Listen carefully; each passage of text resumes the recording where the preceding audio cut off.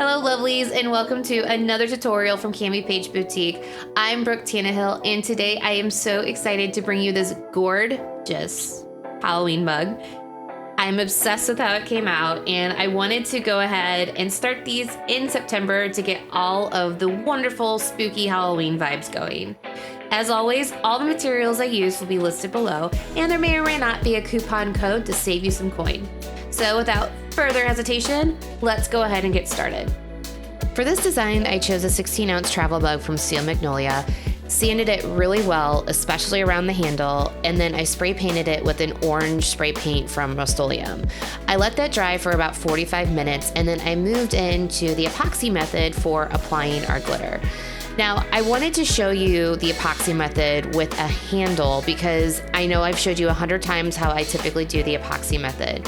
But with the handle, you want to make sure to pay extra attention and just add an ever so slight layer of epoxy around the handle. Then make sure where the two bases connect to the body of the cup, you don't have any pooling, because if you have pooling, it will cause some issues and will make the design look wonky. What I was showing you there is that I chose this beautiful glitter mix from Glitter Heart Company. It's called Halloween Town. And when I start with applying the glitter to this cup, I focus on the handle first. Now, I'm very, very lightly sprinkling out this chunky mix because the chunky mixes are harder to do on a handle. But because I love this color mix so much, I chose to go ahead and do it. But what I'm doing is just lightly sprinkling it on the handle and then moving the cup around so that I get great coverage and that every angle of that handle is covered. Once I'm happy with that, I move into covering the rest of the cup with this Halloween Town mix and continue to work at it until I'm super happy with the overall coverage of the cup. Now, if you're going through this process and you happen to see that you miss a little spot or aren't getting great coverage, that's why we spray paint the base of our cups that orange color so it fudges and makes like you have perfect coverage. After I was happy with the coverage of Halloween Town, I grabbed Clementine, which is a beautiful neon orange color from Glitter Heart Company. I came through and I added it over the top of the body of the cup. Now, I did this because I wanted the pumpkins to really pop through the peekaboo that we'll be doing, but I wanted to leave the handle more of that traditional Halloween Town so that had a better chance of pulling in the entire design. So what I mean with that was we are going to be adding black elements to it, and the darker, richer tones of Halloween Town on the handle hold the whole design together, while just adding Clementine over the body allowed for the pumpkins to shine. I know that sounds confusing, but that was my whole thought process in adding Clementine over the top of Halloween Town. It might be cuckoo, but I liked it. When I was done with the glitter and tapped off any excess, I grabbed a piece of the glove because I'd actually ripped it when I was doing the epoxy method, wrapped it around my finger, and pushed down any of the chunky pieces that might be sticking. Now, there's two areas that I really focus on with these travel mugs. One, I focus on with every cup that I do, and that is when I'm using a chunky glitter.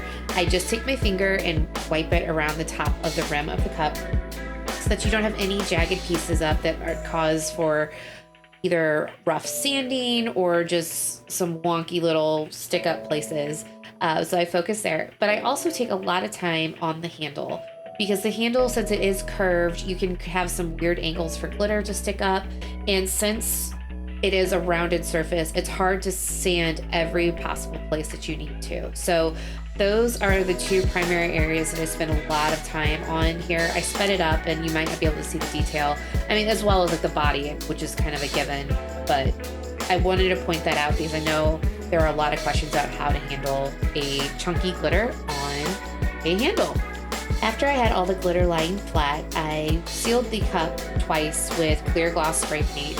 Then I moved into 2 coats of ALE, which is ALE epoxy, to make sure that I got a smooth surface. You might need a third thinner coat just to make sure that you're getting as smooth of a surface as possible. But in case you didn't, I'm going to show you how I sand my cups to get that perfect flat epoxy layer so that your peekaboos turned out wonderful every time. with my designs and when it comes to the rim of my cup, I like to grab my Dremel. This is just a Dremel I picked up at Home Depot, and I use a 120 grit 3/8 flat wheel. So you can pick those up. I can also link them below, the one I use. And I like to take my time to first take the Dremel and lie it flat. So completely parallel with my table, and just get a nice smooth layer down to the stainless steel. So you're going to cut off all of the epoxy, all of the glitter, and get that really smooth area to where you're seeing the stainless steel. First and foremost, so when somebody drinks out of the cup without a lid on it, they're not cutting themselves on the glitter, but also so that when we move into our next steps of epoxy, there is something for the epoxy to grip onto. So you don't have any chance of liquid getting down behind the epoxy, and that you have a nice strong seal so that your cups will last for years and years and years.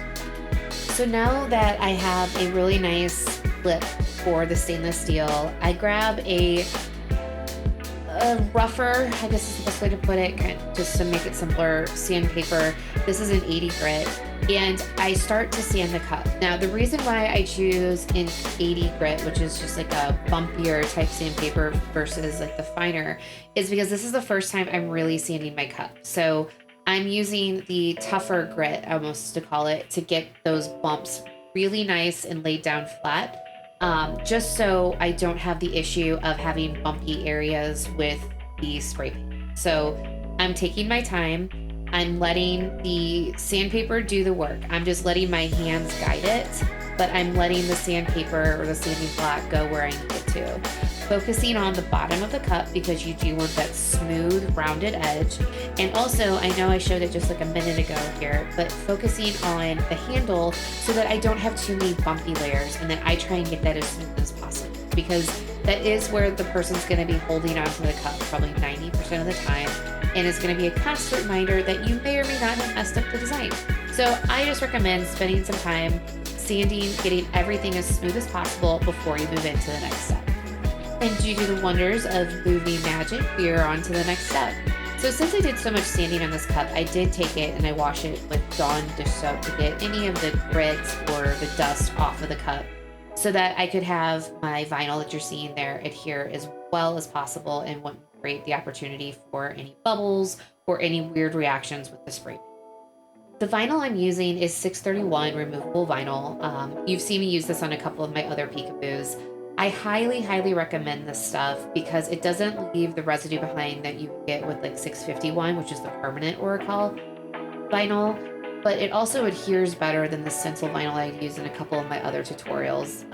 We're not going to mention the nightmare I ran into with the tooled leather tutorial, but I've learned a lot and I'm sticking with the 631. So what I did is I cut out the insert, or kind of the big part of the pumpkin that we want to not have spray paint. So this is where the pumpkins will show through. So I went out, cut those all the same size. I think I added about 5 or 6 pumpkins to the cup, put them in random placements around the cup. And then one thing I have learned from other cups that I've done is I like to use this hack where I just put a dollop of hot glue over the vinyl, just so when I'm done with the peekaboo, I know a place that I can stick my X-Acto knife or my nail and gently pull off the vinyl, and it's a guide in case we're layering glitter or we're layering mica powders in this case. Highly recommend this little hack because it saves you all kinds of time. Then the next thing I wanted to do is tape off the handle so that we wouldn't get any spray paint on that. The beautiful Halloween Town glitter I wanted to show in all of its glory, so I just took some blue painter's tape and made sure to take the time that I had it lined up as evenly and as straight at the base of the cup as possible. And then I just let my little wonkiness fly and just covered the rest of the handle with the painter's tape. It's not going to lay perfectly flat, don't feel like it has to, but just as long as you have a nice protective layer over that glitter, it's going to make sure that the spray paint doesn't get down there, and that way you don't have to try and take it off with either acetone or alcohol after you're done spray paint. I just gave it one more once over really fast, make sure there weren't any bubbles or anything popping up, and then I took the cup outside and spray painted it with a gloss black. Now, what you're seeing here is I actually go live once a week in the ALE Incorporated Facebook group, a little extra neat Facebook group. And so I did the mica powder part of the cup during the live. So this is my live showcase, I guess you could call it. And what I'm doing here is showing you the next steps of the cup. For the mica powders, we are going to apply them using the tack it method. And I know I've done a couple of cups using the tack it method for glitters, but this is a little bit different because we're going to be doing it for mica powders. So as always with my tutorials, I do not dilute my tack it. I just put it straight on my cups, and I have found that I get a lot better results with the tack it when doing it this way versus if I've tried to dilute it. Just like when I diluted it previously, I just had blotchiness and I didn't get good coverage. I tried it without diluting it and I've never gone back. So I just squeeze my tack it straight onto my cup, and then I grab a paintbrush, which is a flat paintbrush. It's always 3/4 to probably an inch wide paintbrush. And I take my time, even though it does not look like I'm taking my time, getting nice, even coats of tack it on my cups. So I don't like to have streaks. I don't like the gloppiness that you're seeing there on the bottom, which I'll fix here in a minute. But I just make sure that there's no streaks, that there's no uneven areas, the best of my ability. Granted, it's not gonna be perfect. And honestly, we're going for more of a grunge look here anyway. So it kind of, we almost wanted that, but I didn't do that here. So do what I'm kind of telling you to do, not always, but yeah. So if you want a smoother look, definitely take your time. If you want more of the grungier look that you saw in the final picture of the cup, you can obviously take less time and you get that grungier look. So I apply the tack it, and then I took my heat gun that is there to the side, and I made sure to heat the cup to dry it. Now, one of the things I did, and I did this on purpose to add texture, but you do not want to do this if you're doing like a beautiful non-textured tack it cup, is I almost overheated the tack it in a couple spots. And what happens if you do this, because I've made mistakes in the past, so I knew it did this, is it bubbles. So the tack it bubbles, and it creates more texture to the cup. And since we're going for that grungier look, I did that in areas where I could tell the pumpkins were not. So if I knew that the vinyl wasn't in that area, this was just like the straight cup where the spray paint was, I kept the heat gun in a certain spot for a longer period of time, let it bubble, and moved it away really fast. So like, we don't want to scorch it. We don't want to set this stuff on fire, but you'll see that it just kind of bubbles for a second, and then you move the heat gun away, and then it stops. I blew on it afterwards just to kind of cool it down faster, so like the whole thing didn't start bubbling. But that is a technique that I use to get some of the deeper textures and the color variations with the mica. After the first coat of tack it, I went in for a second coat. And this is one of the things that I usually do not compromise on. I never use only one layer of tack it. I've done it in the past. It just gave me blotchy coverage, kind of like diluting it. So I just always go in for a second layer of the tack it. And again, I'm applying it just like I did the first time. Bottle straight to the cup, even coats or uneven coats if you want more texture to the cup. And then I came in and dried it for maybe 30 seconds to a minute with the heat gun. Now, typically, if I wasn't on a live, I just let it dry between coats. You don't have to use a heat gun, especially if you're doing more of those just like beautiful type cups, not the grungier texture type cups. And that way you don't have to worry about possibly overheating the tack it or causing any of those bubbles, or to have the tack it dry unevenly where you might have some variations in glitter. So just used the heat gun because I wanted the texture and because I was on a live. But if you want a smoother looking cup, please feel free to bypass the heat gun. And the tack it usually dries in about 15 minutes anyway, so it's pretty fast. So there's no need to force the heat gun if you don't want to. When I was done with the second layer of tack it, I came in with the heat gun and again dried it, got some of those bubbles here and there to add texture. Then I put on a clean glove. It's just one that I typically use for epoxy. And I dipped my finger in the mica powder and started to apply it to the cup. Now, I tried a couple other methods on this live tutorial that you're seeing here, but I found the glove finger really worked the best. If I used just my normal finger, it didn't go on as well. If I used a brush, it just was horrible. Just do not try it. But really, a gloved finger worked wonderful, and it got the coverage that I wanted over the cup. So all I'm doing here is that little container has Bubbly Mica Powder from Glitter Heart Company. It's a chameleon flake, so it changes color as you move the cup. And I really love this color because it shifted from green to gold, which I feel like complemented the black and the orange tones that we had going on with this cup. They do, or when I say they, Glitter Heart Company does have another chameleon mica powder that is more of a blue tone that I think would be beautiful for other cups, so you could definitely check that out. But I chose to go with Bubbly because I thought the tones really worked out well with this overall design, and I just cannot believe the depth it added to just like a simple black spray painted base. Once I got the cup good and covered with the mica powder, and oh my gosh, I think you can really see just how beautiful the mica powder is here. Don't forget the bottom. It was time for the most satisfying step, I feel like, of any peekaboo out there.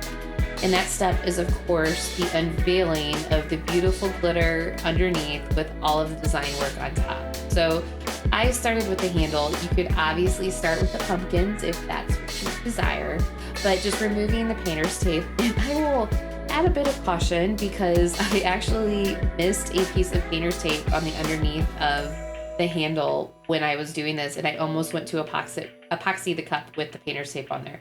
So pay extra attention that you get all of the painter's tape and all of the vinyl off your cup, and I promise you will thank me later, because the last thing you want is a piece of vinyl or painter's tape ruining your overall design.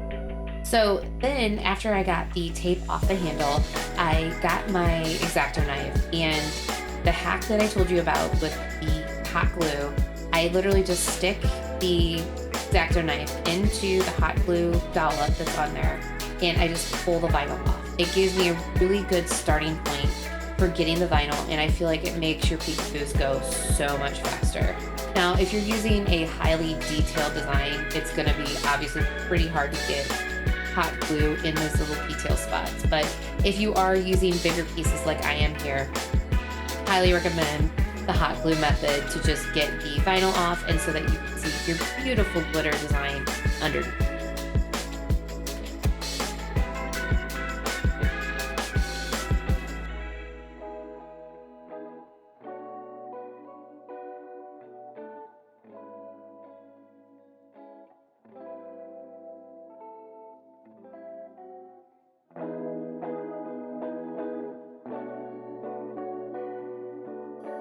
Whew, that live is over. So now that I got all of the vinyl removed and you can really see the different pumpkin spots, I put a little alcohol on, this is just a shop rag, and I started distressing a couple of different places with the alcohol.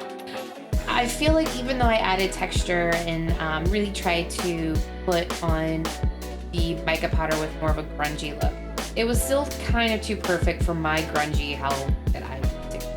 So I put some alcohol on the rag, and the thing I was running into is that the tacky was still tacky, actually. And so when I applied alcohol, it almost just reinvigorated the tackiness. So while it did get some of it off, I was running into issues of the paper towel sticking, and I had the glue little dust particles everywhere. So it does work to distress if you want some very, very light distressing. However, I came up with another method that I think was a lot more effective, but I do want to show you all of the steps that I took to distress it, because here you can see it's working actually really well. But again, the paper towel was sticking, it just wasn't working to its full grunginess that I wanted it to. So you'll notice that this video is shot out of order, but I'm trying to show you the process you should follow instead of the process I followed. So what I did is I grabbed some black acrylic paint and an old chip brush. Now this is a technique I've learned from painting and refinishing furniture for years, but you get barely any paint on your brush, and you just lightly whisk back and forth over the top of the cup where you want the paint to show. I did this because I wanted a little more grunge than I was getting from just distressing with alcohol, and I think this step really made a difference. So very, very, very little paint on your paintbrush. And again, if you don't like it, you can just simply wipe it off like I did here. So I'm just like wiping off some of the excess. But this step really added the amount of grunge and that really great Halloween effect I was going for with this cup. Don't be afraid, you can do it, I promise you. And if you don't like it, you always have alcohol to wipe all of the paint right off. But I'm just rotating the cup, getting the paint where I want it, and adding this, again, more texture that really brings this cup to life. Once I was happy with the acrylic paint and the amount of grunge that I had on the cup, I went in and I applied the offsets for the pumpkins. So this is using just kind of a different holographic vinyl that I purchased at my local vinyl store. I will link it below in the description because I love this stuff. It turned out wonderfully, and I think it's a really, really nice detail. But I just cut this out using my Cricut. And again, I cut this at the same time that I cut the pumpkins that we use for the spray paint so that I know for sure that they are sized correctly so that you're not gonna have any wonkiness with the offsets being too big or too small for the pumpkins. So I like to use transfer tape because this way I know that it's getting really good and pressed down. You do not have to use transfer tape if you're not comfortable because some transfer tapes are stronger than others, and you do have the possibility of lifting off the mica powders and all of the beautiful texture that you did just work on. So I just apply one pumpkin at a time, going over all the different spots. Granted, with offsets, one thing I've learned is I always cut a couple extra because they're typically very detailed and it's easy to make a mistake or have it laid differently, especially on this travel mug. And if you've never worked with holographic vinyl before, it literally shows every imperfection very, very easily. So when you have curves like right here on this cup, or if you're working with kind of an uneven surface, highly recommend just printing a couple of extra offsets just so you don't have the headache of not having enough and having to cut them again. Now, it wouldn't be one of my tutorials if I wasn't sealing my vinyl every single opportunity that I had, but I grabbed my CC DIY's quick coat and did a quick layer over the top of my cup just to make sure that that holographic vinyl wouldn't lift up when we went to epoxy. This cup with the offsets, it did give me some issues just because with the different curves of the cup and then also how it's a lot smaller surface than we used before. I just really wanted to make sure to lay everything smooth and not have any issues going forward. I let that quick coat dry for about 30 to 45 minutes. Then it was time for epoxy. I mixed up about 15 milliliters of a little extra ink epoxy just so I made sure I had plenty for this cup. And actually I had a couple other projects I was working on at the same time. But when starting these final layers of epoxy, I want to focus on the handle first. Not only because it's been through the ringer with all the different design elements, but we have sanded this handle. It's got some possibilities for just cut off glitter if we sanded and had some rough spots. So I take my time, make sure that everything is very well coated, but also make sure that there's not a lot of pooling at the base because that can just make for really thick, like, I don't know how to describe it, almost like a ring around the bottom of both of the bases of the handle. And you don't want that because it just takes away from the design and it just doesn't look, it's just not aesthetically pleasing. So focus on the handle and then move into epoxying the rest of your cup. And do you guys see the detail on this? I just absolutely love it. And I'm sorry I keep on putting the little medicine cup of epoxy in front of the camera so it's focusing on that and not actually what I'm doing. But I'm just really, really happy with how this cup came out. It only needed 2 final layers of epoxy and then we were done. And oh my goodness, I cannot get over all the design elements, how the different pieces came together, and I'm just so happy with the final result. Thank you so much for watching. It means the absolute world to me. If you liked this video, please give it a thumbs up. And if you'd like to stay up to date with all my future videos, giveaways, unboxings, and all the wonderful goodies, hit the subscribe button and ring the bell so you get notifications on everything going forward. Thank you again. I love you guys. Bye.